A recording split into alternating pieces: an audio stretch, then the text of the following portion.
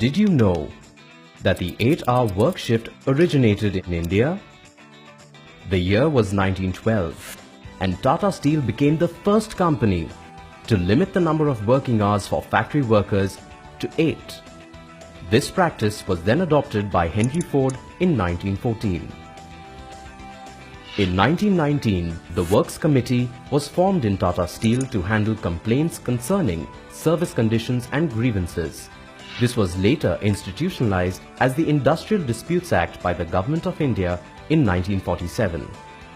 In 1920, Leave with Pay, Provident Fund and Workmen Accident Compensation was introduced by Tata Steel. In 1921, DuPont designed the first ever multi-divisional organizational structure. In 1928, maternity benefit was introduced by Tata Steel. In 1943, Abraham Maslow explored what motivates people beyond pure survival and introduced the hierarchy of needs. In 1945, the world's first educational institution dedicated to workplace studies, School of Industrial and Labor Relations, was formed at Cornell. In 1949, XLRI Jamshedpur was founded. Courses in management and trade unions kicked off. In 1953, Heidrick & Struggles was founded, a first in organized recruitment and leadership consulting. In 1969, ABC Consultants, founded by Bish Agarwal, became the first organized recruitment firm in India.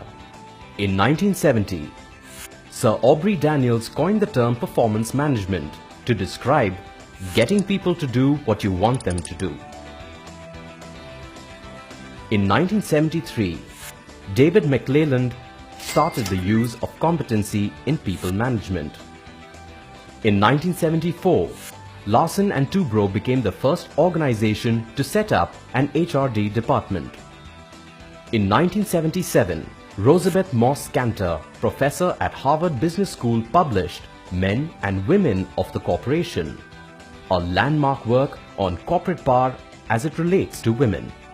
In 1984, Wayne F. Casico addressed the need to justify the cost-effectiveness of the HR function. In 1985, the National Human Resources Development Network was conceived. In 1990, Edward Lawler introduced the concept of strategic pay. In 1992, the importance of non-financial performance measures was emphasized in the Balanced Scorecard, measures that drive performance. In 1996, Dave Aldrich defined the term strategic partner and identified 4 roles: employee champion, administrative expert, change agent, and strategic partner. In 2000, Ricardo Semler, CEO of Semco, Brazil, introduced a system in the company where employees could set up their own pay and everyone knew what the other was making. In 2008, Callie Ressler and Jody Thompson co-created the results-only work environment, where employees were paid for results rather than number of hours.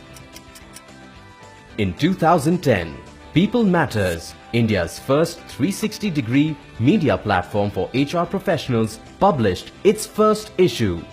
In 2012, Adobe abolished annual performance reviews and replaced them with a regular feedback mechanism. And in 2013, Big Data became the next buzzword in HR. The HR function has seen many phases of evolution. People management, irrespective of the shape and form it is in, will continue to evolve because its main function is to make people and organizations more effective.